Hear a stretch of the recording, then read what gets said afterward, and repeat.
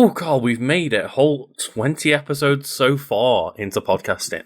20th episode, look at that. So it would be impressive if we didn't have like 150 episodes of another podcast. Because I think like all white dudes in our 30s, we've started and been on multiple podcasts each. Mm-hmm. And it's like, oh yeah, episode 20 of the Wiki Weekends podcast, which is essentially just Wiki Weekdays podcast. Yeah, essentially just an extension of the other podcast we retired. Yeah, have you ever seen like that breakdown of like beige flags? Where it's like, it's not a red flag, it's not a green flag, it's just something that you should probably be made aware of. That's very boring. It's like Guy having a podcast. We do indeed have a podcast, and that podcast is available both on YouTube and on most podcast services where you can find it. Just remember to rate us on podcasts. Don't need to give us a 5-star like everyone always asks. Be honest with your review. If this isn't a 5-star podcast, let us know, but... do the whole subscribe on YouTube if you're not already. And after you've listened to it as well. Yeah, and I will say as well, there was a few comments in the past about the fact that we had a just pure white background for the YouTube video. Mm-hmm. I've changed it to a darker coloured one, just if anyone only listens on podcast services and doesn't watch on YouTube because of that. Yeah. I've changed that now, so no more light mode for the Wiki Weekdays podcast. So I get it if you try to sleep, but have you met someone who gets viscerally upset when someone else uses light mode? Yeah. So I've had people see my phone which has light mode on it. It's like, I don't know how you look at light mode. It's like, well, it's my phone. You shouldn't be looking over my shoulder watching me on my phone. How about you give me some personal space? It's like, this is entirely my phone, my business. Fuck off. So when people see you eating or drinking something, it's like, I don't know how you eat or drink that. And it's like, well, I am, and you're not, so go away. But Carl, we are here to go through a wiki each, and of course... Yes, we are. At the end, let us know which wiki won this week. But Carl, what have you brought for us today? I've just gone for a very simple Wikipedia article, links to which you can find below. And my Wikipedia article is simply on British slang as a whole. You're aware that we've done British slang, right? We did Northern slang. Oh, right, okay. That's me, because we did a couple of letters, didn't we? Because, no, we did do one on some kind of, wiki page on British slang. Yes, we did, and I checked, and this is a different page, and it has, we only did 2 letters from it. So I thought, let's revisit it. Remember, we did L and K. I understand what you mean now, yes. So now we're going back to go to some of the other... letters. There's 26 letters in the alphabet, Lucas. We only covered 2 or 3 of them. So, we're doing a sequel. Yes, as a reminder, if anyone who's unfamiliar, so, British people, we have a very, very distinct and insular way of communicating. And there's that famous statistic that the accent in the UK noticeably changes every 20 geographical miles. So you can go from one town to the other, and the accents, the euphemisms, the slang can change appreciably between those 2 locations, despite them, in some cases, you can literally see where you've just come from. Someone who lives in Liverpool, Lucas, you can confirm that. You can hop on a train, 1 or 2 stops, the accent will noticeably change to become broader, less broad, more varied. Yeah, 100%. And I didn't grow up in Liverpool, just near Liverpool, but having lived here now for 8-9 years or whatever it is, I can tell you that I started to notice it now, but even back in the day, starting my first job in Liverpool city centre in Nando's, there'd be people who could pinpoint what part of Greater Liverpool people were from, just because it's not city centre Liverpool, that's Northern Liverpool or South Liverpool. Yeah, it's basically that scene in Inglourious Bastards, with as much likelihood of being assaulted, because, some people get very, very heated about the location in the country you hail from. People don't like my accent, for example, because it's too broad. And it's worth pointing out, as I've said throughout my entire history online of being a presenter, I tone my accent down so people can understand me. I speak more clearly, I enunciate, I am doing the top 10s and the geographic stuff. And I'm having to tone it down even further than that because Americans just do not understand a broad accent. And it does piss me off a little bit when, for example, you have a Scottish person on American TV and they give them subtitles because they don't think Americans can understand them. It's but they're speaking English with the Scottish. Have you seen this? Yeah. Or Welsh people or just someone with a broad Yorkshire accent who's not Sean Bean.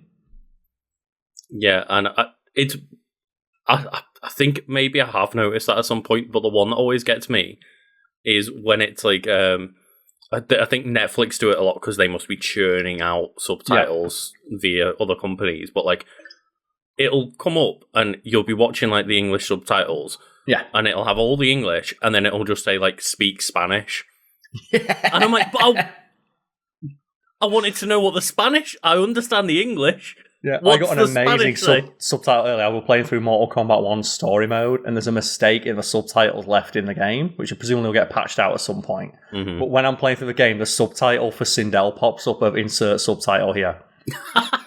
So clearly they were going through, like, they were rewriting the lines. It's like it's still in the game as of like, you know, a couple hours ago when I was playing it, though no doubt that'll be patched out at some point when someone notices it and tweets about it. You've clearly been playing the Switch version, have you? Yeah. Okay, anyway, so British slang is an English language slang originating from and used throughout the United Kingdom, but is also used to an extent, albeit limitedly, in Anglophone countries such as Ireland, South Africa, Australia, Canada, New Zealand, especially by British expatriates. It is also used in the United States to a limited extent, and that's just them being exposed to our culture. Can we just agree to call them immigrants? Yeah. Expats, you're immigrants. Yeah. Get over it. British expats living in. Like, never forget, one of the highest concentrations of votes for Brexit came from over 70s living in Spain, some of whom travelled back to the UK to vote to remove the UK from the European Union, and then 6 months later lost their houses in Spain because they didn't submit a simple bit of paperwork and a $200 processing fee to remain on their visa.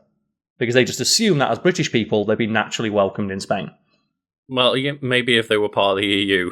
Maybe, yeah. So, while some words and phrases are used throughout Britain, e.g. knackered, which means what, Lucas? You're very, very tired. I'm knackered. Others are restricted to smaller regions and even small geographical areas, which I like. Mm-hmm.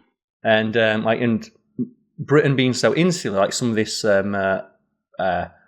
like phrasing, this slang can travel quite quickly, especially in the internet age. Like there's a piece of Liverpudlian slang, I believe, that is now used quite widely throughout the UK of scran.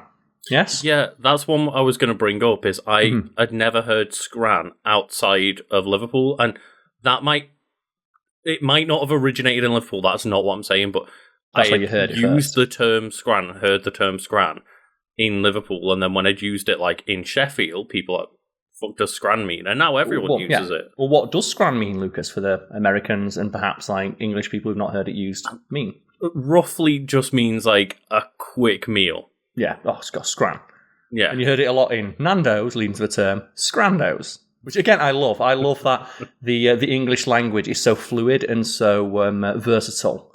Mm-hmm. And there's a great interview with, I think he's the guy who does all the pronunciations for that big spelling bee in America, where they have to have a guy when they say, "Oh, can I get a definition of that word, please?" And his job is knowing how to pronounce every word in the dictionary. And they ask him, "So how do you pronounce these words?" Well, this is how it's said it's pronounced, but if you pronounce it a different way, that's also valid because you're speaking the language. That's the beauty of language. Like, we can offer a guide on how we think it's pronounced, but if enough people pronounce it a certain way, that becomes the way that word's pronounced to those people, and that is no less valid than what the dictionary says. Because even the dictionary says, if you go to like the OED and read their website, they say, we are not an authority on how words are pronounced or spelled. This is merely a repository based on our own research. It's just meant to be a book that roughly tells people what language was like at the time.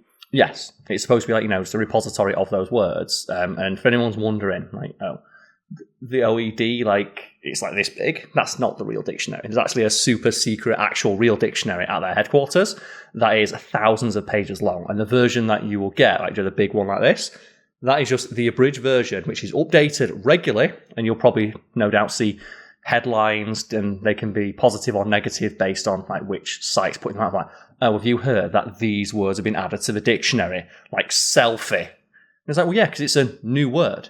Mm-hmm. If you're like, at all interested in language, that should be of great interest and fascination to you, because that's a new word. We invented a new word. That's just what language is. It's an ever-evolving thing. And the famous example of recent times is that literally now means both literally and figuratively, because literally was used as figuratively in natural speech so much that it just has to be acknowledged that I guess both ways are correct. Yeah, and it's like, there's some people do get annoyed about that sort of things. Those people, it's like, you're really boring. And even seasoned lexicographers and the dictionary itself doesn't claim to have any authority over how words are pronounced or spelled. Why do you think you should? Anyway, so history and date. I was just gonna bring up an example of pronunciation as well, where the creator of the GIF says GIF. No, it's GIF, but that's not how it's used in everyday language. So naturally, when you say no, it's not, fuck off, creator of the term, it's GIF because everyone. It's GIF because everyone says GIF, so therefore that becomes the correct way. Yeah, and there's no doubt endless arguments people have had. It's like just in the UK with slang. Lucas, what do you call the bread you use to make a sandwich? Well, what do you call it? What I now refer to as a bread roll. Something you might put a burger on, for example. Yeah, so for Americans, a burger bun. Yeah, I was grown up taught to call it a batch. Batch, yep. Which I understand when you break it down means what a batch of what? A batch means a group of something, right? But I didn't know that. I just got taught it's a batch. A kid that thing is a batch, and it's only when I moved to Sheffield I said, "Oh, a batch," and someone was like, "Do you mean a bap? Do you mean a bread roll? Like a bread cake? Yep. What are you on about?" And they're all the same thing. And it is a rite of passage in the UK when you become a student. Because normally when you go to study at university, it means at the very least you're away from home and are no doubt interacting with people from outside of the geographic area you grew up in. And one of the first things a lot of British students realise is that not everyone calls the thing that they call the same words. Like a bread roll to me, or bread cake.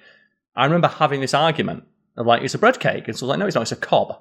It's like, why is it called a bread cake? It's like, because it's made in a cake tin. It's bread made in a cake tin. Bread cake. I was like, no, it's a cob because it looks like a cobble on a street. Or it's a batch. Like I say, it's made in a batch. And it's fascinating. And people do get very, very defensive over this because, it's a little signifier of where they grew up. And you can, you can pinpoint pretty much the exact geographical area someone grew up based on the language they use. And it's something that I'm kind of disappointed in myself that my native Yorkshire accent has been tempered after so many years of having to tone it down for making content online, but also certain words I pronounce differently. I pronounce them the Americanized way from the amount of American content I consume.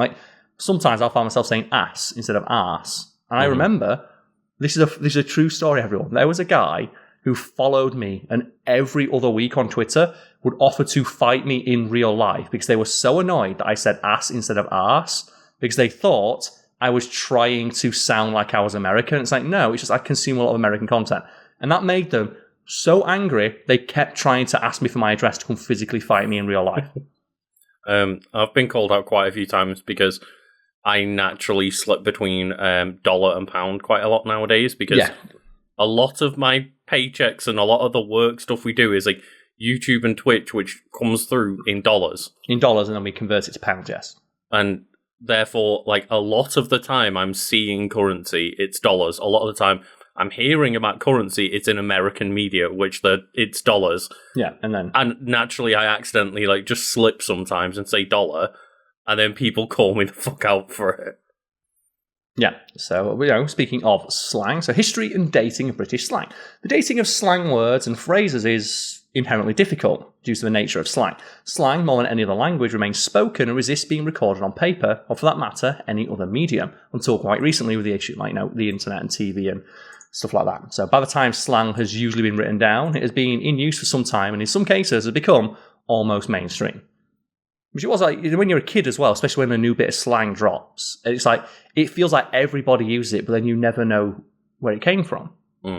It's this almost ephemeral thing where just scram. Someone out there probably said scram first. And it was just probably a thing in a small group of friends who use it out around their friends and around their friends, and it spread out like that. Quite viral. It's like a meme almost. I just want to check, by the way, to disrupt the podcast. You're recording your audio, correct? I am, yes.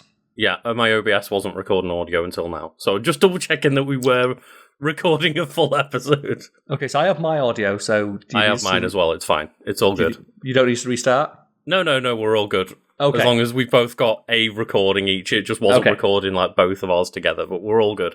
No problem. So we have here, the first recorded uses of slang in Britain occurred in the late 16th century in the plays Thomas Dekker, Thomas Middleton, and William Shakespeare. And William Shakespeare is well known for coining many words and phrases. Mm-hmm. Like, he just made up words that would appear in his plays and then became common parlance, used to this day. And I'm just going to find a quick list now for any examples. So, words Shakespeare invented.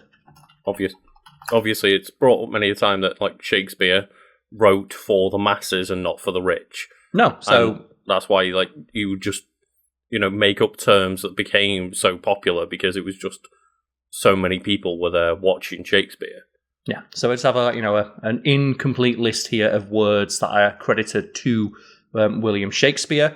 Compromise, epileptic, eyeball, gloomy, hobnob, jaded, marketable, mountaineer, obscene, pandas, rant, skimmed milk, tranquil, worthless, gnarled, elbow, disheartened, circumstantial, bump, blanket, bandit, bedroom, bloodstained, amazement, excited, flawed, green-eyed, impeded, lackluster, lustrous, mimic, noiseless, outbreak, champion, birthplace, backing, addiction, assassination.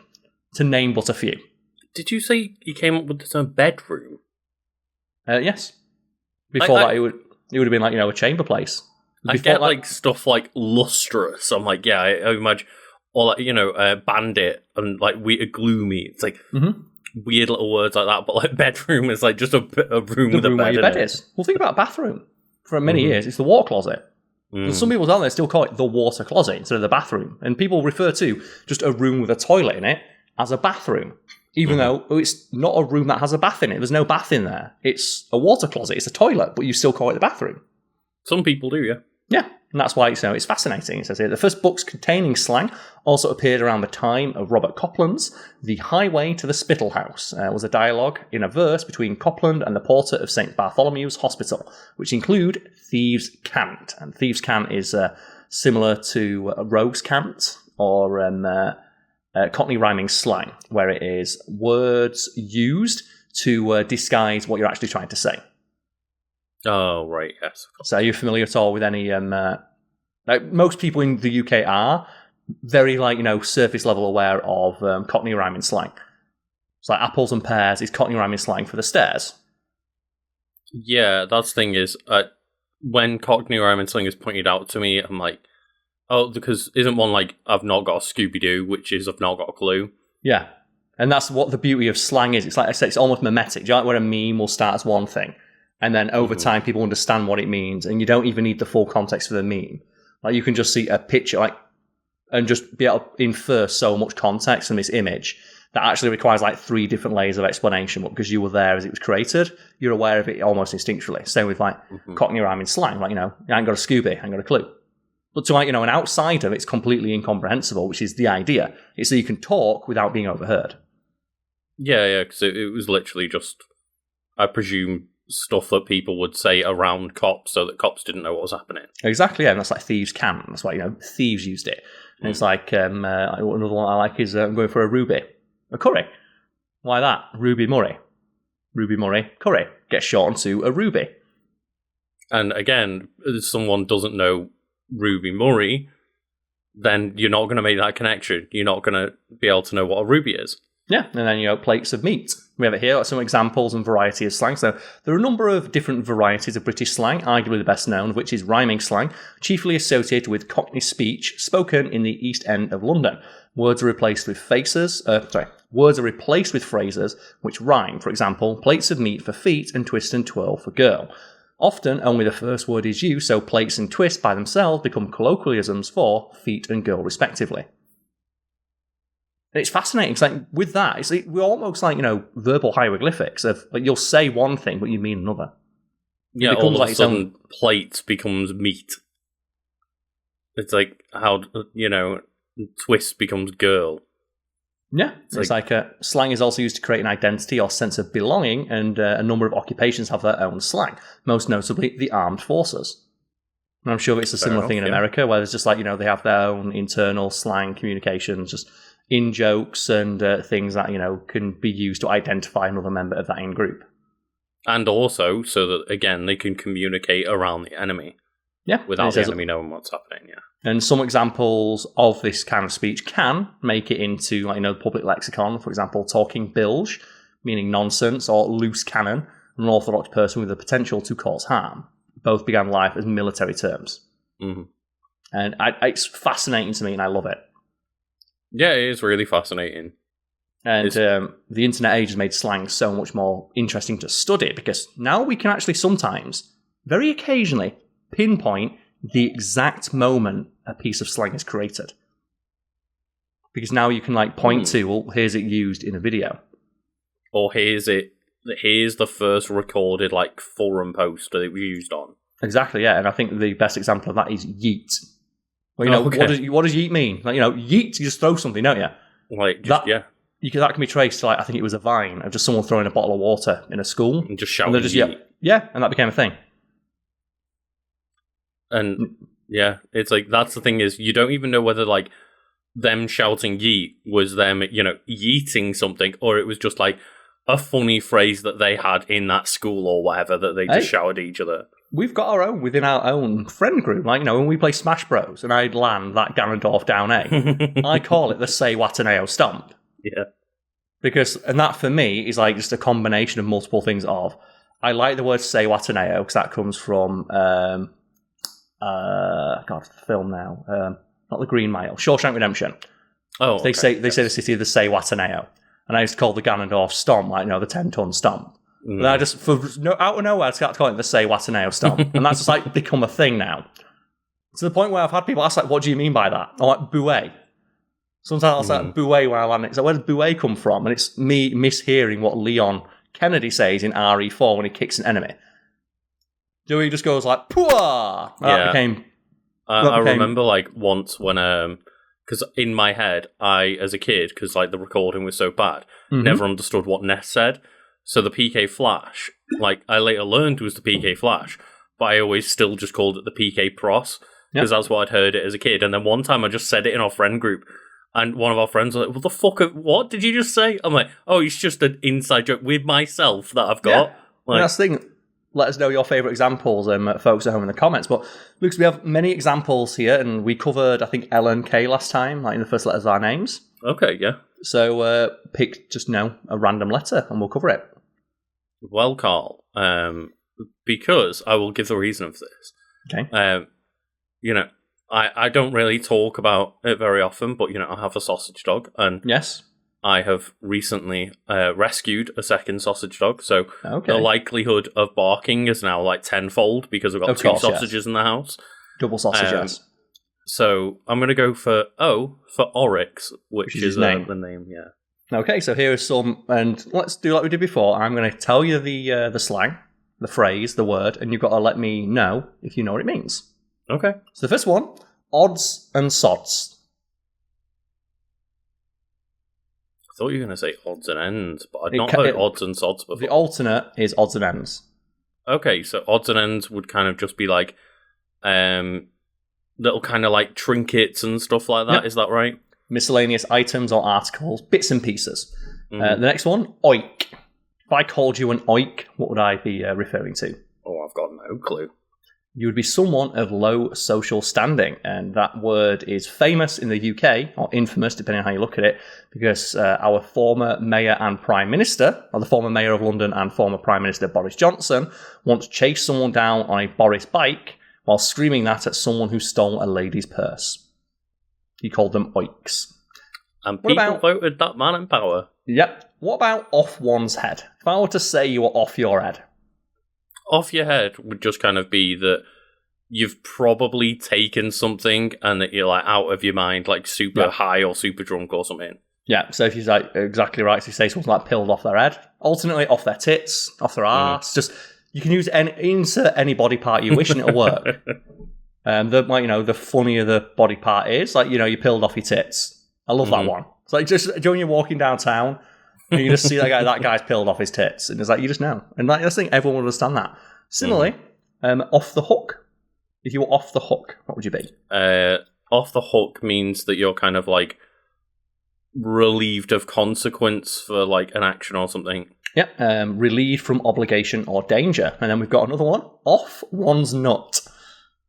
So off one's head is different to off one's nut. I was going to say, is that not similar variation. to like off? Is it the same as off your head, or is it a different meaning? It's similar, but it's used to describe an altogether different kind of person. So off one's head is like mad or delirious, whereas off one's nuts, I've got no clue.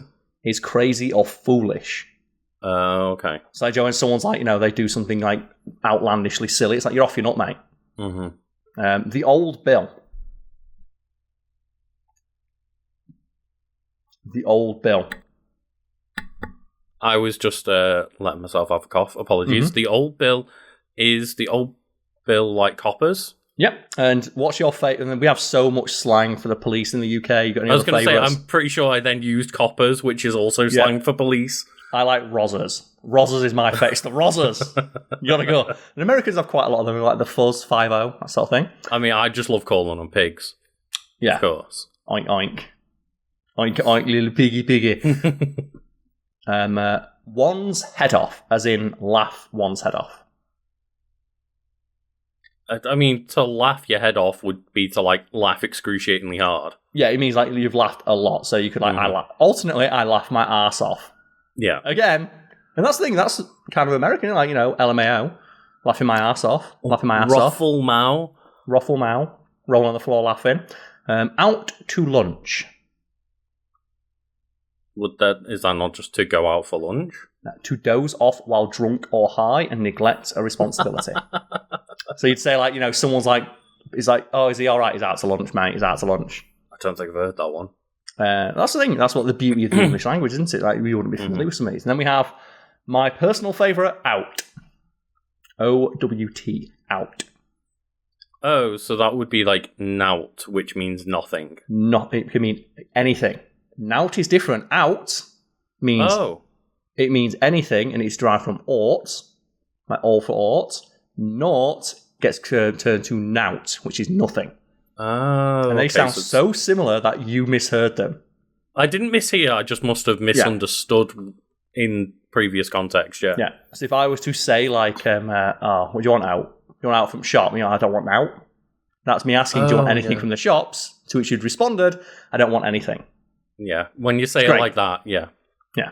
And then that's the end of the O's. Do you have another letter you'd like? Why don't we just go for C for Cade, then? C for Cade. Okay, so I'll have to scroll a little to the top stuff. This is a very large... My two little Destiny sausages. Yeah, this is by no means a complete list. So, we're on C. So, cabbage. If I were to call you an absolute cabbage, what would you be? I mean, that just sounds like you're a moron. Yeah. You've just called you an idiot. It's like, you fucking cabbage. And I love that as well. It's like, alternately, you can call someone a lettuce. And I love just calling someone a wet lettuce. But, I mean, wet lettuce is great. But, if you said it in that tone and context of, you're a fucking... You can say any word after that in British, and it means, like you're a moron or you're an idiot or whatever. What's the thing I love about British English is that, because I've said this before and Americans get annoyed about it, and it's not my fault you don't get what banter is. And it's like Americans do not get what banter is. And banter is playful back and forth between, friends. And that includes, very, sometimes obvious, but sometimes quite subtle sarcasm. And it's all about the tone in which it's delivered. Because if I called you a cabbage, that can be both, a term of endearment or an insult based on how it's delivered. I can, you cabbage. Then I can call it, you fucking cabbage. It's like, you're such a cabbage, aren't you? Yeah, it's the delivery. And I think Americans don't have this because their language, they just, I'm not speaking about all Americans. Whenever I say this, I don't. I get sarcasm. I watch a lot of British TV. It's fair, well done you. Generally, in my experience, communicating with Americans and making content, which is primarily consumed by them, they really, really don't get banter. There's a video on Fact Fiend, for example, where I give Brad some stick, give some shit, make fun of him in a playful way on camera, and we left it in the takes. We thought it was funny. Every other comment on that video is like, I can't believe they left that in the edit of Carl being a dick to Brad.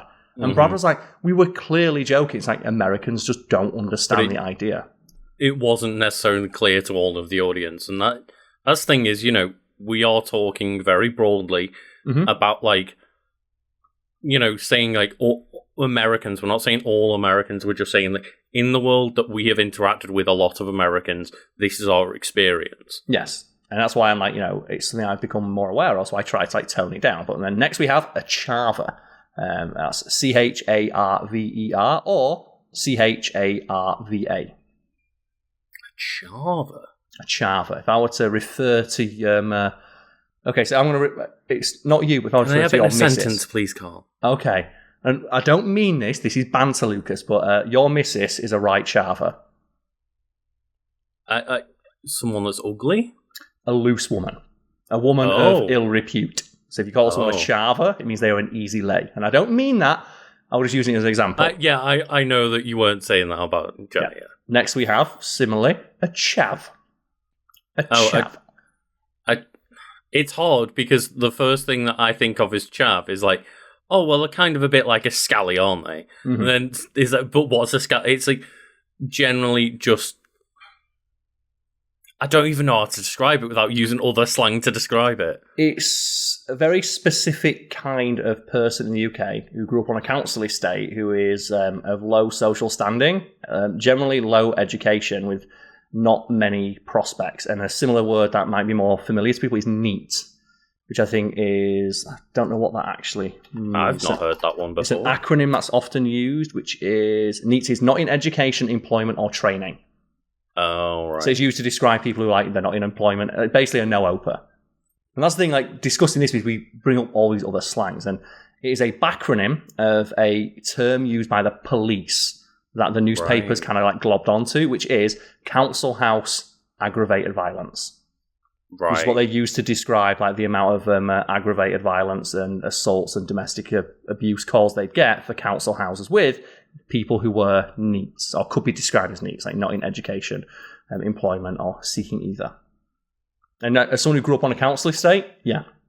That's the thing, 'cause I grew up on a council estate. I interacted with many. I'm currently renting in a council house. Like, it's one of those things, like, it's not necessarily a bad thing. It's just something that has, like, maybe a bad reputation because of certain small percentages of people. And some people, again, they try to reclaim it as, like, a form of endearment or, sense of identity. Mm-hmm. You have MC Devo. We mentioned a video before, who's like, he like created, like, the chav persona that he has. But similarly, you have, like, lad culture. You have, like, I think a more recent one's like roadmen, which is like, I don't know if roadmen's necessarily, like, new, but it's definitely, like, become wider than I think where it originated in London. Like, yes. London, yeah. But it's just, it's just all different words for the same kind of, like, general feeling about, like, just a certain type of group of people. Because it's hard. It's one of those things. It's like that pornography of, I don't know how to describe it, but I don't want to see it. It's like, I don't know how to describe a chav, but I'd know one if I saw one. And it's also hard to describe what is inherently a derogatory term in a non-derogatory way. It's like, yes, I don't necessarily think, like, oh, like, all chavs are horrible people or whatever, but that's literally, like, what the term came from the cops. Yeah, and I should point out there are a lot of derogatory terms I'm skipping over because I just don't want to say them. But as with all slang will inherently just have some slurs in there because slurs are slang, unfortunately. But you can't discuss one without bringing up the other. But I'm not going to say those because I just don't want to. But moving on, we have cheesed off. If I were to say I'm cheesed off, what would I be, Lucas? You would be annoyed. I would be annoyed, disgusted, fed up, or angry. What about if we had a right nice chin wag? What would that be? That's like having a nice conversation, right? Yes, that's a friendly conversation. Like, let's go for a chin wagging. Wag. Of course, yeah. What about a chippy? And there are 3 definitions for this one. So a chippy. There's 3 definitions. The one that I would come to mind would be, just like a fish and chip shop. Yeah, so a fish and chip shop. Ultimately, you can call one a fishy, which I like. Oh, no, you can't. No, I just call it fishy. Good Fishy Fridays, which, and now has another ulterior meaning. Now you're older. Because, you understand it to mean, like, something altogether less savoury. Oh, no, it's not. No, it's a chippy. It's not a fishy. I used to call it Fishy Fridays. And there's alternately, it can mean a carpenter or a prostitute or promiscuous young woman. So someone's like a nice bit of chippy. What about chuff? If I were to say chuff, Well, to be chuffed is to be very happy. It is, yes, and that's the next one. But what specifically would I say if I said chuff? Well, I know that up the chuff is pregnant. Yes. So I'm going to let you describe from there what chuff is. It means the buttocks or the anus. So, and it comes from the chuff chute, which would be the dirt chute that you would throw rubbish down. So up the chuff doesn't mean pregnant. It just means something's been put up there. But chuff generally means like the buttock. It comes from the chuff chute, which is where you used to throw rubbish in coal mines and stuff. Oh. So chuff chute, a dirty pipe, you bum hole. You can see why they use the word up the chuff now instead of calling it the bum hole. Then we have a chuffed, which you've already got, to be pleased about something. Then we have clever dick or clever clogs. I'm also now just putting two together. It's like up the chuff and then chuffed is happy. It's like, why I'm does chuffed that she's up the happy? chuff. And that's a sentence that makes sense in some parts of the UK. But if I was to call you a clever clogs or a clever dick. Clever clogs just means like a smart person. Yes, but specifically it means someone who is annoyingly or ostentatiously clever. So it's like not a just smart ass. Yeah, a smart ass would be another. Again, more slang. It's great, isn't it? And then we have cock. Cock is a penis. But also it can mean nonsense, a load of old cock, or a friend or fellow, me old cock. Fair enough. Or it can be like just a chicken as well. That's what it's so versatile, isn't it? And then we have cock up. That means just like screw something up, to mess something up. Yeah, to fuck something up. We have collywobbles. Is that just like a bunch of nonsense? It means you've got an upset stomach, but you've got one there, Lucas. Codswallop. Oh, yeah. That's nonsense. A conk. No. The head or the nose. So if you're on the conk, you like whack someone on the head. Cop and copper, we know those ones, right? Mm-hmm. That's for police. Core blimey. Any fans of Harry Potter would know that one. Yeah, core blimey is just like a term used in like, in shock or something like that. Surprise, yes, and it is a bastardization of God blind me. So blimey. Oh. Corker. That's a right corker. I kind of know this one, but just explain it. I'm not going to do it very well. So corker is someone or something that is outstanding. And likewise, you can use corking, which means that something is outstanding or excellent. See, because for some reason, I know that this is like combining American and Britain right now. But like, I don't know if it has a similar kind of origin. But like a corker to me would be like, oh man, like he's hit a baseball with like a corked bat. So it's gone further. And maybe that might be to do with like corking of like a cricket bat or something, maybe. Maybe. Don't know. The origins could be all those on one of those. Then we have crack.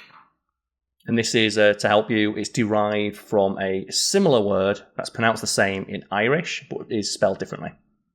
So it's the right crack. So in the native Irish, it'd be spelled C-R-A-I-C. So if you have an Irish person... I remember working with an Irish person that told me this, but I can't remember. Who calls it a right crack? It means a good time. Oh no, I'm thinking of something else then. Yeah, it can also be someone who excels at something. So, a crack shot. And then finally we have cracker. No, going blank on that one. Someone or something of notable ability or quality. So it's a right cracker. That's similar to... Yeah, and then and finally to highlight, the variety of the English language, crackers can mean, if I called you said you were crackers. You were crazy, right? Yeah.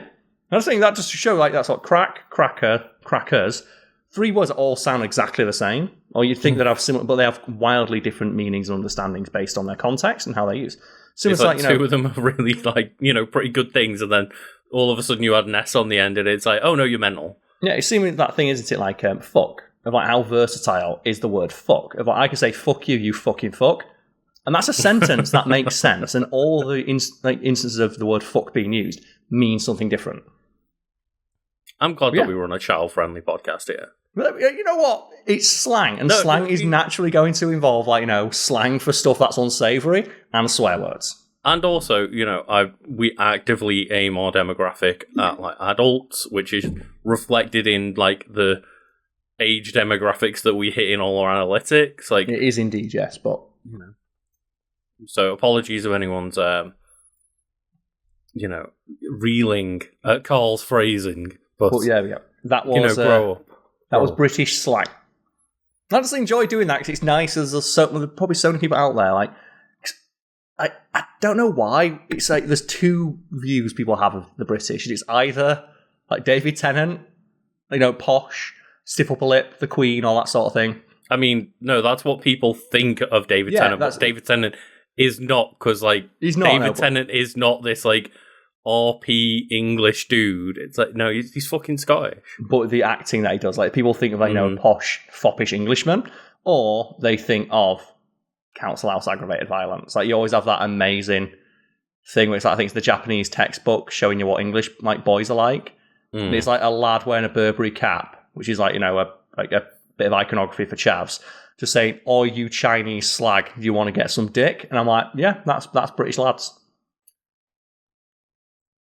That's what you get. That's what you get when you go over to Magaluf, isn't it? Oh god, Shagaluff.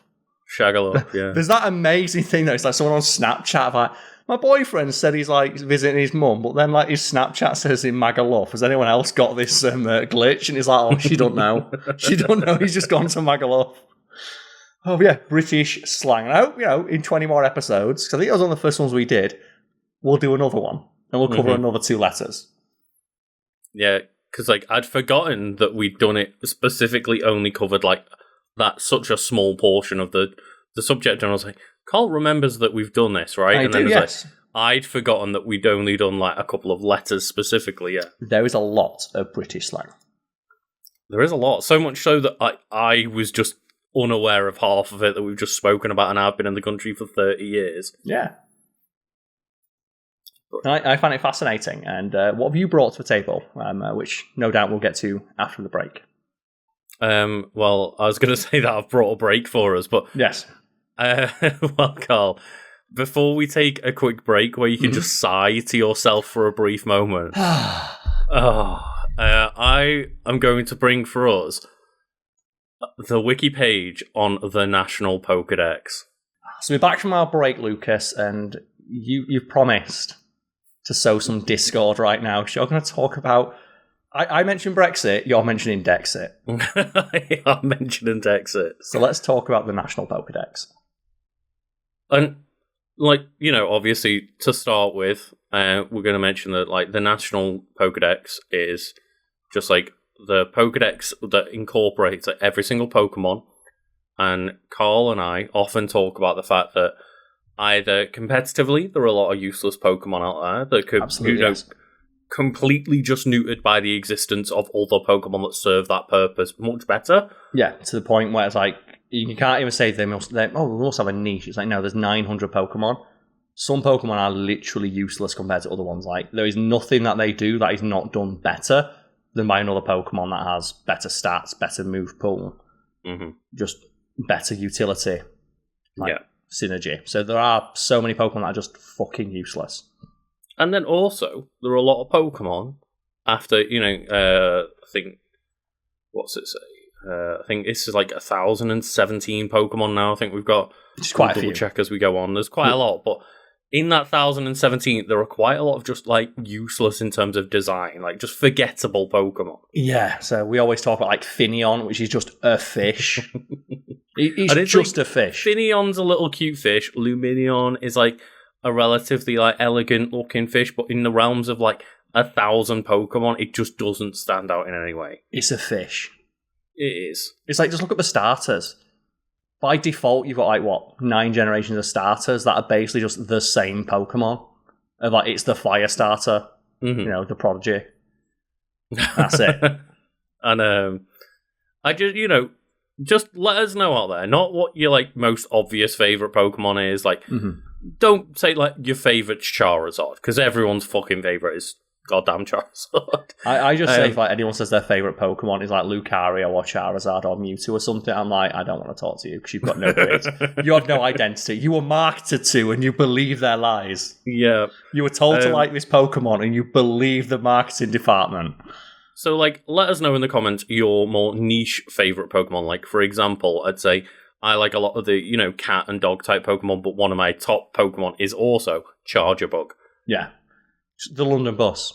It is just a little bug bus, and I love it. And the fact that the shiny form is a little red bus. It's a little red London bus. It's like, for me, Shedinja, because it's such an interesting idea. It's based on, like, discarded cicada shell. Mm-hmm. And when you evolve it, you get 2 Pokemon. You get the fastest Pokemon in the game, and you get a Pokemon that can't be hurt or killed because it's already dead. Did you ever do the thing when you were younger of, like, you always had, like, the full party? Yep, so I didn't know. And then you didn't know that Shedinja was a Pokemon because you just evolved an Incada in a full party, it turned into Ninjask, and then you moved on with your life, and then someone mentions Shedinja, and you're like, why is that? And it's like, you've got to have a spare, like, party slot. You've got to have at least one slot open so that the discarded shell can become Shedinja. And that is, like, a unique Pokemon which doesn't have any real analog in the rest of the 1,000 Pokemon that exist. So I think, that's a good Pokemon. I say Finneon, there are like 50 fish Pokemon. And there's a lot of just base water types with better move pools, better stat distribution. Just all the starters, all the water starters, just like basically make it completely pointless. It's like, why do they exist? But then some people get annoyed about the fact that not every game has 1,000 Pokemon. It's like, why? And that's no doubt what you're going to discuss, yes? It is, yes. So the National Pokedex is not available at the start of games, but it can be unlocked by completing certain tasks. Bear in mind that the National Pokedex was only introduced, I believe, in Generation 3. So when we're saying all this, it applies to that. Beginning with Generation 7, the National Pokedex is no longer typically introduced in the main series games, but it can be accessed instead through storage apps like Pokemon Bank and Pokemon Home. Yeah. And that was, it says Generation 7 here, but I'm pretty sure, like, Ultra Sun and Ultra Moon had, like, every Pokemon available. I might get that wrong. And then it was the Dexit, as it got known, was that in Sword and Shield in Generation 8, that not all Pokemon would be available. Yeah, and I remember that happening, and I think it's the first time I've ever, like, sided with the corporation. Like, Joey, I think, like, you want to be the consumer. Like, I want to be on the side that, gives me what I deserve as a consumer. I want to be treated fairly. And what was Dexit? Just to remind everybody. It was just a movement of people that were essentially boycotting the new games, that all bought it day one, no doubt. Of course, yes. Were basically like, if you don't put all available 900 Pokemon into Sword and Shield Generation 9, we will not buy this game. Yeah, and I just remember seeing... not 9. And I just remember seeing them, like, send death threats to the developers, and I looked at a picture of Finneon and went, really? Is it worth a death threat? Really? Finneon? And there was, like, obviously they're like, no, it's just like, I have all these Pokemon. It's like, no. It's like, really? This is what you want to die on the hill of? Like, you want 1,000 Pokemon? Like, you want to put effort into making, like, Finneon? And that's the thing, is, like, I am a person who wants every Pokemon available. Like, I would like that. But I'm, again, on your side of, like, the moment I saw what the fans were like in reaction, I fully was just on the side of the developers of, like, leave these people alone. Like, yes, there are a lot of questionable practices when it comes to Game Freak, the Pokemon company, holding back Pokemon, etc., etc. Like, inherently, these games are built off selling you 2 copies of one game.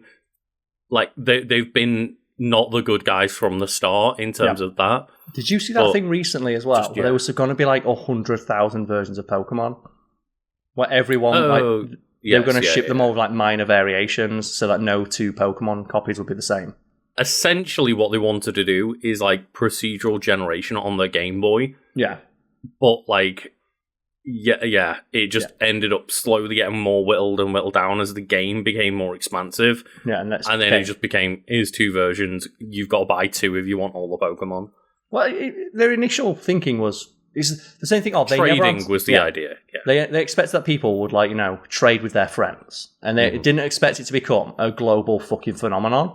Yeah, they didn't anticipate in 25 years' time people on this Twitter, which didn't exist, would be bitching at them for not putting in the fish Pokemon they invented 10 years ago into the newest iteration of their game. Like, they never anticipated that. Yeah. And it's also worth pointing out as well, isn't it? Like, gotta catch them all is not the tagline in Japan, right?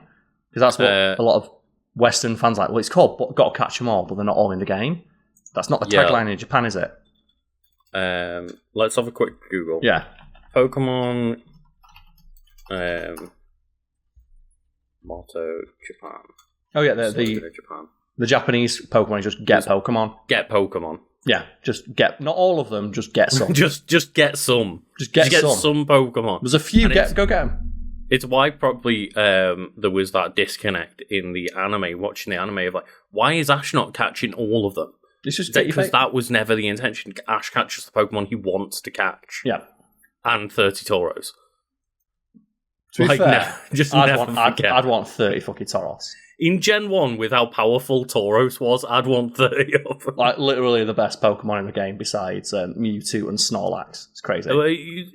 Up there in that, like, Uber's tier, essentially, of, like, there's, like, 6 Pokemon in Gen 1 that just completely dominate, and Tauros is up there. Yeah, maybe, like, one day we'll cover that, but just to people wondering, like, wait, Snorlax is the best Pokemon in Gen 1? It's like, yeah.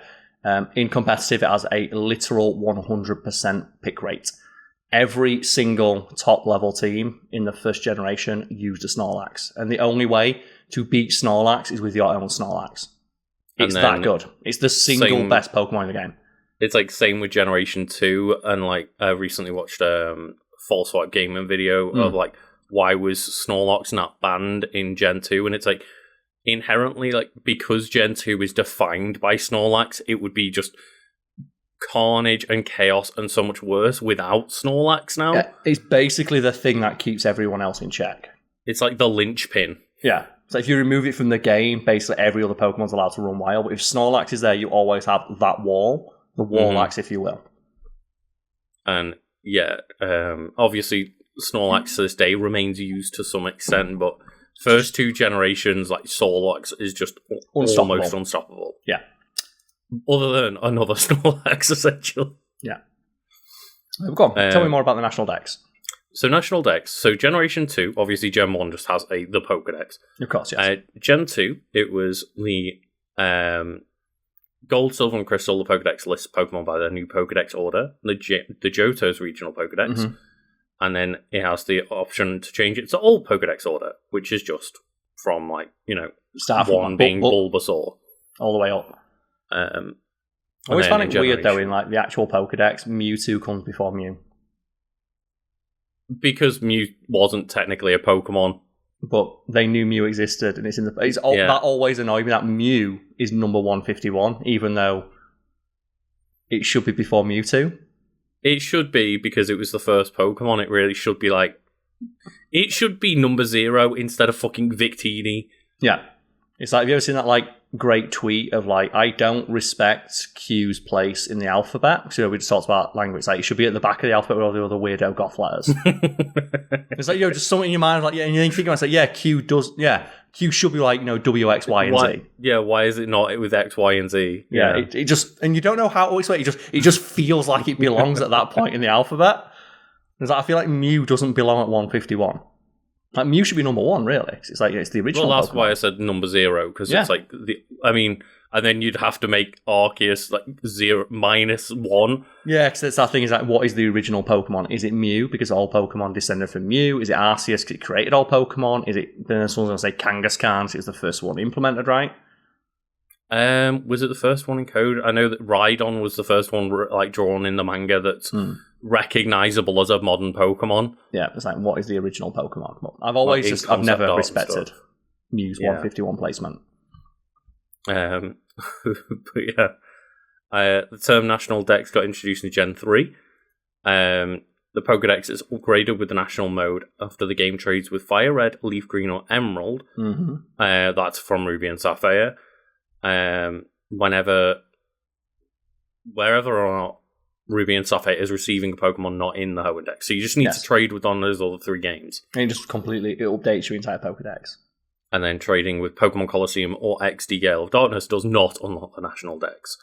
And this is already where we start to get to, there was Dexit like in Gen 8, but when you get to even Gen 3, you're already getting to a point where to get all Pokemon, you have to have like Ruby or Sapphire, Fire Red or Leaf Green, and then like Pokemon Colosseum and XD Gale of Darkness or something like that. It's almost like they never anticipated that everyone would get every single one. Mm-hmm. It's almost like the games weren't designed that way. It was always just like an extra feature of like, hey, if you happen to own our old thing, here's a little bonus for it. It's like when you boot up a game, it's like you've got a save from the previous game. Here's a little thank you, right? Here's an extra item. And they don't expect you to it'll give you a boost for the first hour of the game, and it becomes like replace everything. It's like we don't really expect you. We don't. It's nice that you played the previous game, but this is a new game. This is a new thing. We want you to focus on the new thing. And I'm very much, understanding of that, and it is frustrating on both sides of things. Yeah, but like I get it, because as a kid I got taught the aim of Pokemon was to get them all. Yeah, and you can't get them all, and it's like, even I remember back in the day, like being annoyed that to get them all I had to like get my Pokemon Colosseum and get them like Shadow Pokemon Purified to trade over to. And it's been a ball ache for a long, long time. It is frustrating, yeah. And you said there, the operative word, when you were a kid. Now you're an adult, and you understand the way the world works, and you think, well, I don't really... Do you have time to collect 1,000 Pokemon, Lucas? Carl, you're talking to somebody that has essentially a living dex. Well, that's because you've already had it. It's like it gets carried over, didn't it? But it's just that thing like... I mean, not really, honestly. I, from Gen 8, went and filled out my Pokedex. Oh, fair enough. But that was during the pandemic, like a lot of... What's up? During the pandemic, though, right? No, I don't think so. Oh, okay. I was going to say, if you've got the excuse about having infinite free time, but... Oh, okay. No, just when the game's released. So, yeah, I just... Also, bear in mind, we worked in the pandemic, Carl. We did, yes, but yeah. We didn't have just unlimited time off for a year. It's always been fascinating to be like fully grown adult men. Because that's the thing we always joke about. Like, me and you, we love Pokemon. We're in our 30s. Mm-hmm. We love Pokemon. We love it. It's great. But we still understand. It's for kids. The series is and always will be aimed at children. And it's just nice that we can play as adults. I do get frustrated that, like, there are literally Pokemon that if you own just a Switch, you cannot get that Pokemon. Yeah. Every game that is available on a Switch, like, there is a small subsect of Pokemon that, I mean, maybe that this might not be the case with the Pokemon added in, like, the Teal Mask DLC that got, like, updated a few days ago. But before that DLC came out, there was, like, a small subsect of Pokemon that if you owned every single Switch game, you cannot get those Pokemon still. Yeah. And that is very frustrating, and, like, it's one of those things that I get annoyed when I'm like, I can't get all of these Pokemon. I've been working on a living dex, and it's been a ball ache to get some of them. But I also understand that I'm the person who's going after a living dex, and realistically, that's not what the games are built for. The games are not made for that minor subset of people, like the weirdo collector. Mm-hmm. Which I include myself among, who just wants to have everything, because we represent a very small minority of the audience that's intended for the game, and it would not make financial or even just any real sense to cater towards that minority, because as there was it's a minority of your fan base. Why would you cater towards them? Because their viewpoints and what they want is naturally alienating to the other 99% of the audience, which is children. Yeah. And if anyone doesn't know what I keep saying about living decks, it just means that like, instead of being like, oh, my Pokedex says I've gone through every Pokemon, it's that no, in my Pokemon home, I don't just have like a Venusaur, a Blastoise, and a Charizard. I have like Bulbasaur, Ivysaur, Venusaur, Charmander, Charmeleon, Charizard. I have like, every iteration of every part of every evolution of every Pokemon. And the thinking with that, variations and stuff.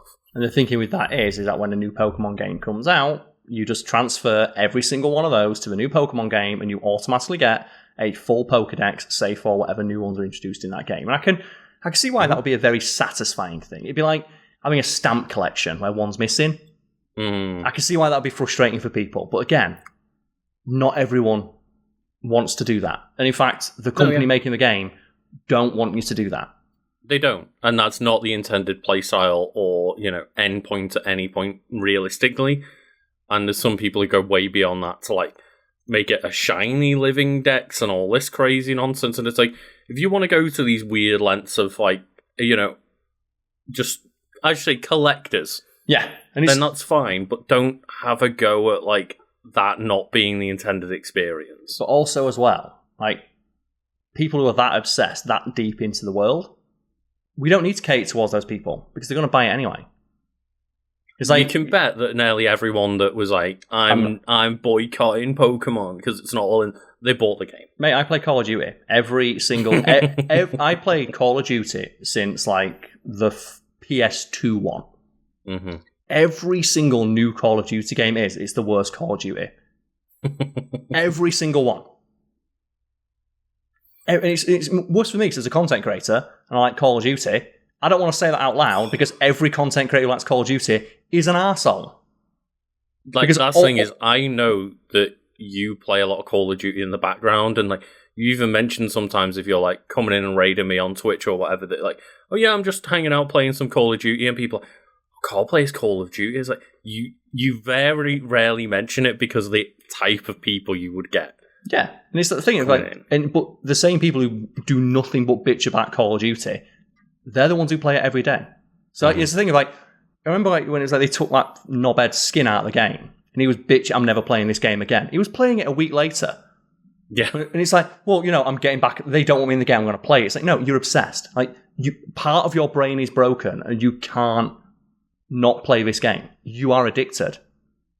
It's like if he got kicked out of a bar for being too drunk, he'd try and sneak back in because it's all he's got.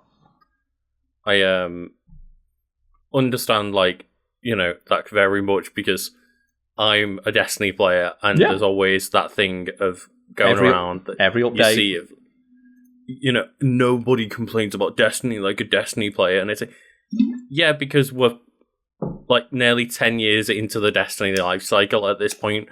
The only people that are going to really care about these itty-nitty, like, details in the updates and random things that are going on are people that are really in the community. Like, if I tell Carl that they're deprecating legendary shards next year, it's like, what does that mean? Exactly. It's like, why is he going to care? I play Mortal Kombat. I've just got the new one. Great. Reset the timeline. There are people online right now moaning because their characters' boobs are smaller. No, and to them, that is enough to make them scream out loud at the creator of the game on Twitter and threaten to kill him. And at no point does it ever occur to them that maybe this isn't the way I'm going to convince someone to give me my way. But it's like, it's like a baby throwing its dummy out the pram. All they know is if they act out, things happen. And some people just never go out. It's like Pokemon fans, like, that kind of Pokemon fan, like, they just know that, I ask reasonably, no one listens to me because I'm a Pokemon fan. If I scream and bitch and moan, at least the other people who are as angry as I am will like my tweet, and then I feel validated. Yeah. And I'll just, go on to say, look, there's been ups and downs where, like, some generations you could get all the Pokemon, some you couldn't. Mm-hmm. It's very nebulous, and at this point, I think I don't mind the compromise of, like, look, you can get them all on Pokemon Home. Yeah. And Pokemon Home or Pokemon Go. I think Pokemon Go... We can't get them all on Pokemon Go. But you will eventually. I think Pokemon Go will eventually become the repository of every Pokemon, because just they seemingly keep rolling out new updates that to give you, and eventually every Pokemon will be on Pokemon Go. And I feel like that's the way they're going to do it, of casuals who just want to play because they want a Pikachu, but then the weirdo collectors. We were talking when we met up, weren't there? There are people trying to shiny hunt in Pokemon Sleep and moaning that they have to get a full night's sleep to get a shiny. And it's like, why would you make the game for the people who are going to optimize the fun out of the experience? See, I love the idea of people going for, like, fun Pokemon Sleep runs where they're like, oh yeah, let's go and try and shiny hunt in Pokemon Sleep or Pokemon like Smile or whatever for, like, dumb fun. But the idea of, like, God, I'm getting mad that I can't shiny hunt more efficiently in Pokemon Sleep. I remember when Pokemon Go came out, and my friend bought 2 phones and spoofed his location on them so he could walk around in foreign countries and collect Pokemon. And, like, I remember him saying, you're an idiot for actually trying to catch them the normal way because it's not efficient. And I went, do you even enjoy this? Are you actually having fun right now, or is it just the part of your brain that needs to see the number go up? Mm-hmm. Because that's addiction. Yeah. And yeah, as I say, Pokemon Home includes the full national Pokedex. Yes. It includes every Pokedex description since X and Y for each Pokemon. I guess that's because they introduced Pokemon Bank during X and Y, so they've been keeping like a repository since then. I think that's the best way to do it, and then when a new game comes out, like, you've got your repository of all your old Pokemon, and it keeps their titles and where you found them, and then, if they're in this region, you can find those Pokemon, you can bring them in. Likewise, the Pokemon you discover in this new region, you can send them to Pokemon Home, and maybe at a later date you can go back to an old game. Yeah. I think that's the best of both worlds, because it satisfies the weirdo collectors, but also allows them to actually make a new game. Because as you said, there's so many Pokemon that are basically useless or obsolete because of the existence of others. How hard must it be to make a new Pokemon game with new Pokemon when you have to say, okay, what does this Pokemon fulfill a role that's not fulfilled by the other 1,000? That must be awful. Like, it must be so creatively strangling. But at the same time, it is slightly annoying when every game has to have a new early bug type. It has to have a new Pidgey. It has to have a new Beedrill, a new Butterfree. And like, it is on the other side of that argument. It also creatively limits them when they don't have earlier generations to fulfill those roles, and they feel like they have to put the same Pokemon in over and over again in a new form. Yeah, and it's like we've talked before about why are the gens, for example, like the opening Pokemon, like, why is it always Fire, Grass, Water? Why are they Fire, Grass, Water, Lucas? There's no reason. The only reason that they're Fire, Grass, Water is because they are. Mm-hmm. Yeah, it's just basically like because of like A, tradition, and B, balancing. It's rock, paper, scissors, isn't it? It's like rock, paper, scissors. And the argument could be that, let's bring a different rock, paper, scissors trio. Yeah, so it's like into fire, the mix. Fire count as grass count as water count as fire. The only reason that they have those three as the starters is because of that interaction of, like, if you pick a fire starter, the person who picks the water starter has an advantage over you, but you have an advantage over the grass starter, and vice versa. They could easily be any other three types that have that interaction, and they've for never example, done it. People say, why isn't it Psychic, Dark, and Fighting instead? And they've done that with the subtypes before. I think Gen 6 did the subtypes, yes. The Fire, Psychic, Water, Dark, Grass, Fighting.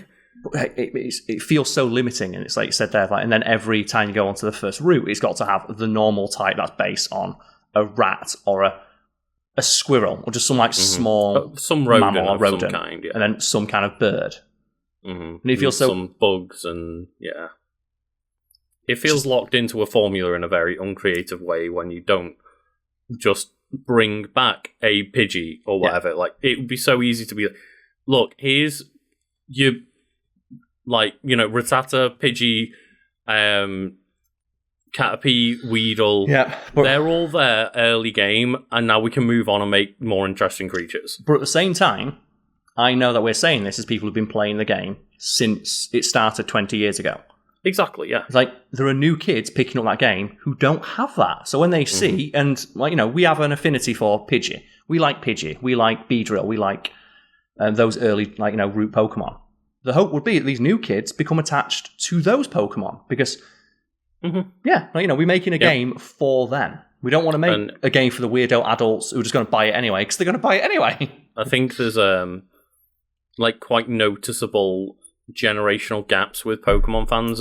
You see a lot of people that grew up either on Gen 1 or Gen 2. Yes. The Game Boy games. And then there is obviously people that started at Gen 3, but there's a big spike again. People whose first game was Pokemon Diamond or Pearl, because that was the first DS game. And a lot of people, DS was massively successful. And then DS, no doubt in 10 years' time, you're going to see a bunch of people that first Pokemon game was going to be one of those two Switch ones, like Sword and Shield or Scarlet and Violet, because we haven't spoke to those people on internet forums yet because they're still children. Yep. And the hope would be that they will gain an affinity for the Pokemon introduced in that game.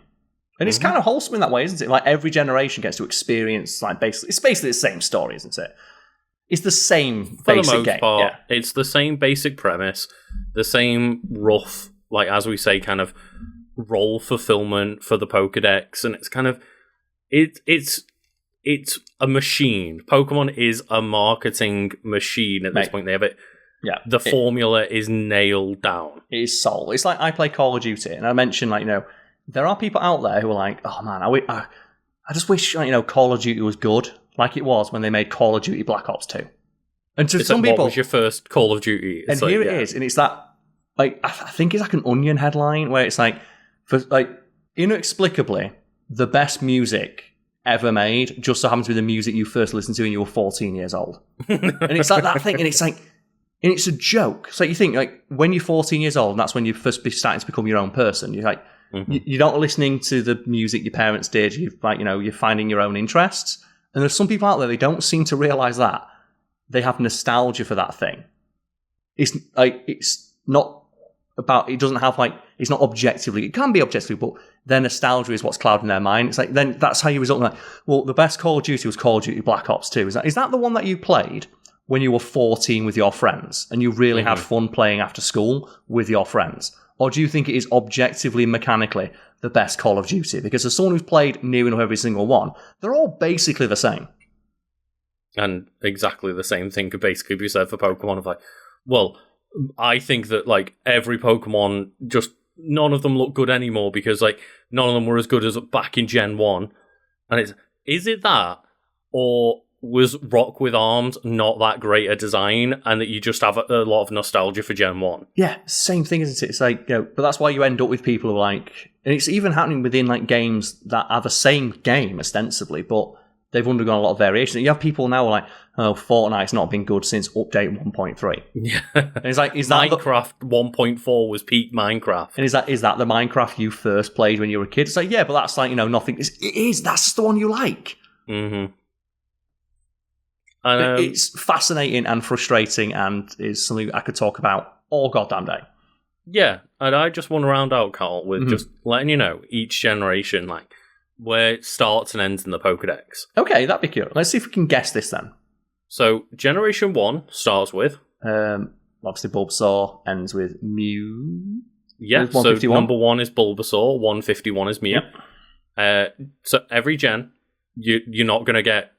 Well, actually, no. There's one gen where you are going to get caught out on this, but for the most part, it's just they start with grass starters, right? Yeah. So we try. So then it'll start with Gen 2, 152, which would be Chikorita. Indeed. And then I guess there was 100 new Pokemon introduced that gen. There was. So number 251. That would be Celebi. That is Celebi. And then 252. What game was that? Gen 3. So Ruby Sapphire. Okay, so that would be. What was the grass starter in? Ruby Sapphire. You're going to kick yourself. Oh shit, no. Because there's so many. The grass starter in Ruby Sapphire. Oh. Didn't think this would be the one to get you. It is, yeah. Because I'm trying to think. Cause it's not like... I think I didn't use my starter in that game. So I think I immediately replaced it with an Nincada. Fair, yeah. It's not Chikorita. So we have Bulbasaur, then Chikorita. Maybe think about the other two. That's what I'm trying to think of.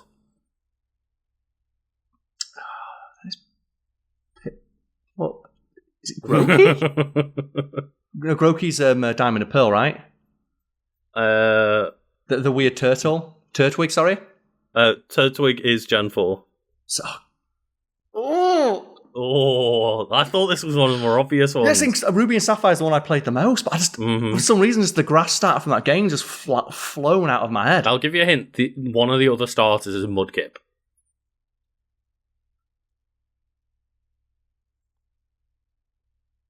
Nope, it's gone. So Mudkip, Torchic, and Treecko. Treecko, yeah, Grovyle, of course. Yeah, yes, Grovyle, Sceptile. And the last Pokemon in that one would be Rayquaza? No, it's number 386, Deoxys. Of course, yeah, because there was Emerald, which I didn't play, which introduced the new Mythicals, which was Deoxys, which comes from space.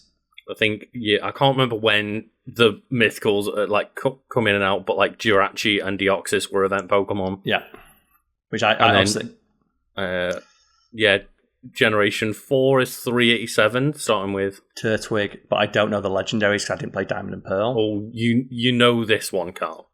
Darkrai? No. Palkia? Or Dialga, No. one of those? Well, it's linked with that. So it'd be the third one in the trio, which Palkia, Dialga, and... It's the fourth one. No, again, it's gone. Arceus. Arceus, yeah, okay, yes. The god of Pokemon. My bad. And this one is a bit different, but 494 is the start of Gen 5. And Gen 5, which game was that? Was that Black and White? Black and White. Black and White. Starter in that one was... the pig. It's a bit different this time. Would it be little pig? Little piggy? Nope. It is Victini, Victini. the mythical Pokemon. So that started the gen. So they released it as an event Pokemon, but made it number 0 in that dex. That would throw me off, yeah. Yeah, so that's not one of the starters. That's a mythical Pokemon that was then like thrown in as number 0. But then the grass starter for that one would be we're such fake Pokemon fans. Servine Superior, but what's the first one? Oh, Smugleaf. Snivy. Smugleaf, but like Snivy. Snivy, that's the one, yeah. Everyone called it Smugleaf. It's like, So that's why I was forgetting the actual name of it. Smugleaf. Because everyone called it Smugleaf, didn't they? It's like such and then number 649 to end out Gen 5. Oh, I don't even know what the legendary was in that. Again, you've got to think like the mythical ones. The not mythical the ones, ones. yeah. So it's like the weird mythical trio in that one. Volcanion? No, that would be Genesect. Oh, yeah, God, that fucking... I hate the mythical Pokemon. I have them all. Me too. I never use them, so I don't give a shit where they place in the Pokedex. And then Gen 6, X and Y. X and Y, that was... God, what was X and Y?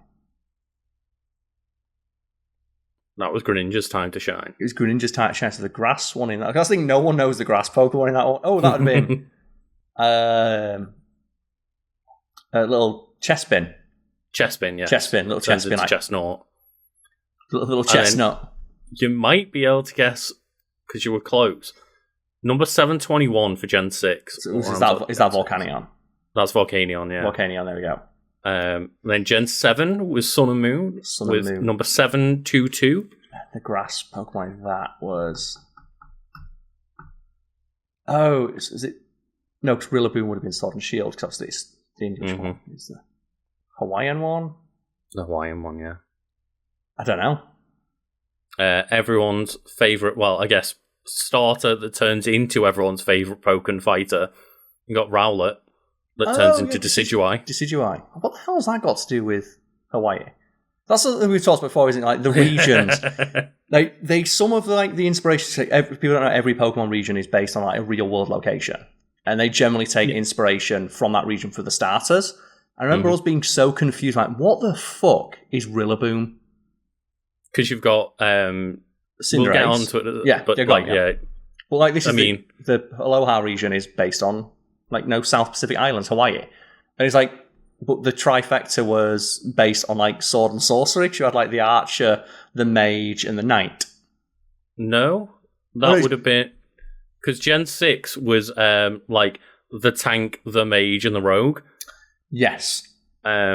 With like Delphox, Greninja, Chestnut, and then Gen 7 was Primarina, the diva, Rowlet, the like assassin, like the hoodie wearer. Like sometimes they just don't gel. What's the fire one? Incineroar, the wrestler. Yeah, like they don't gel. Like usually there is like a theme that binds them, at least in later gens, like you said.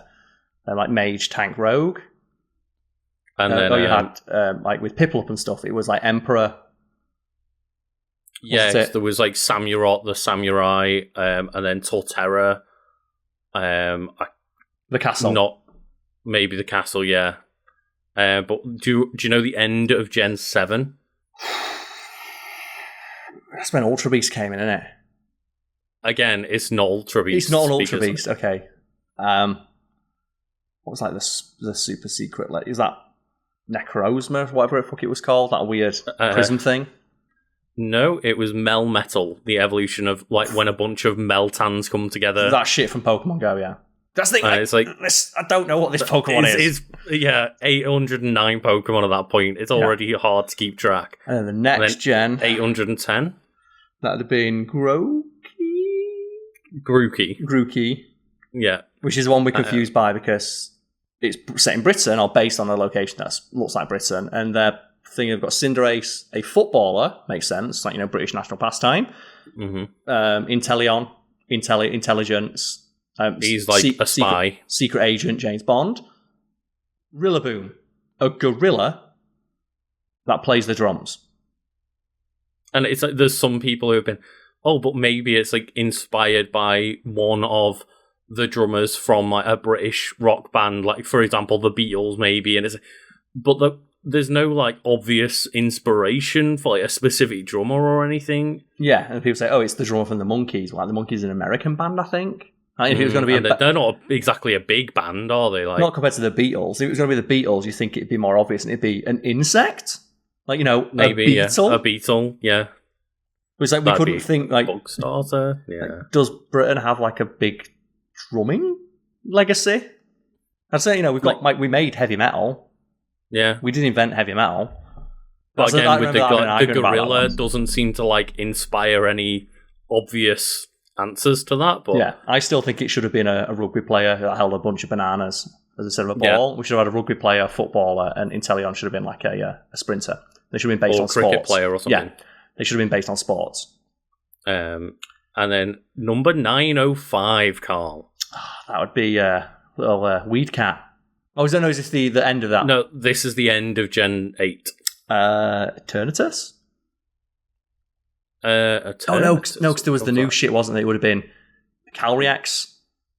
No, there's even more new shit, because the end of Gen 8 is actually the Legends Arceus editions. Oh, God, yeah, there's a lot of bollocks in there, isn't there? There is the 4th edition to the like Landorus trio. Oh, God, yeah, Landorus, Thorny on Thunderous and God, I hate that trio. Worst trio in the game. Then the worst of the 4 is Enamorous, which is the love one of them, and it's like the love genie, and it's like, what? Absolutely 100% the worst Pokemon. It ruined Pokemon. I mean, Landorus fucking ruined Pokemon. Yeah, it was so good that it was on every single team, and it looked wank. It ruined Pokemon. Then, of course, Weedcat to start out the newest gen, Gen 9, good old 906. So, do you remember the name of Weedcat? Weedcat.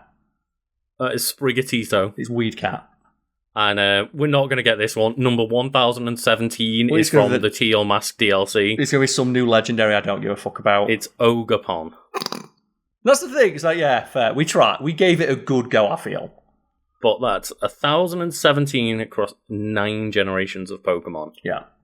And we did go a little long on that one. I apologise. There was a lot of Pokemon. There is a lot of Pokemon. So yeah, thank you all for joining. As I say, let us know which wiki won this week. Yes. And let us know your favourite Pokemon, your favourite bit of British slang. Yeah. Let us know your favourite niche Pokemon. Yes. That isn't just Charizard or music. And your favourite bit of niche British slang from perhaps the region you're from that you don't think other people will be aware of. Mm-hmm. And thank you all for listening. Thank you.